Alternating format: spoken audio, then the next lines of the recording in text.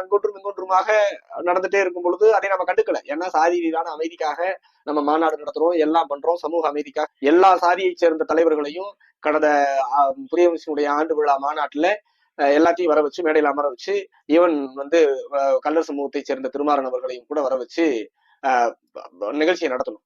நாம் சமூக அமைதிக்காக பேசிட்டு இருக்கிறோம். அதற்காக நாம் தீவிரமான வேலையை செய்து கொண்டிருக்கும் பொழுது இது போல சாதி ரீதியான படுகொலைகள் நடப்பது என்பது மீண்டும் ஒரு 90-95களை போல மீண்டும் இந்த சமூகத்தை இழுத்து விட்டுரும், மீண்டும் ஒரு 20-30 ஆண்டுகள் பின்தங்கி போயிரும் அப்படிங்கிற இடத்துல ஒரு சாதியை குறிப்பிட்டு அதாவது நூற்றுக்கணக்கான படுகொலைகள் நடக்குது. இதில் பெரும்பாலான குற்றவாளிகள் ஒரு சமூகத்தை சேர்ந்தவங்க இருக்கிறாங்க, உயிரை பழி கொடுப்பவர்களும் ஒரு சமூகத்தை சேர்ந்தவங்க இருக்கிறாங்க. அதனால அந்த சமூகத்தை சேர்ந்த பெரியவர்கள் அவர்களை கண்டிக்கணும், அந்த பசங்களை அடக்கி வைக்கணும். சாதி ரீதியிலான கோரங்களும் கொலைகளும்ங்கிறது ஒட்டுமொத்த தென்னமனத்தினுடைய வளர்ச்சியையும் தடை செஞ்சிரும் அப்படின்னு அட்வைஸ் பண்றோம். நாங்கள் தேர்தலை பத்தி கவலைப்படல. சமூகத்தின் நலனுக்காக தேர்தலை சமரசம் செய்யலாம். அற்ப தேர்தலுக்காக ஓட்டுக்காக சமூக நலனை சமரசம் செஞ்சிட முடியாதுங்கிறதுல புதிய முயற்சி ரொம்ப உறுதியா இருக்குது. ஆனா நீங்க என்ன செய்றீங்க? வீம்புக்குன்னே தென்காசியில சீட்டு கேட்டு நின்று அங்க ஓட்டு கேட்கணுங்கிறதுக்காக நீங்க நம்ம சமூகத்துல ஃபீல்ட் அவுட் ஆயிட்டீங்கிறது பட்டவர்த்தனம். அதுக்காகவே என்னங்கிறீங்க?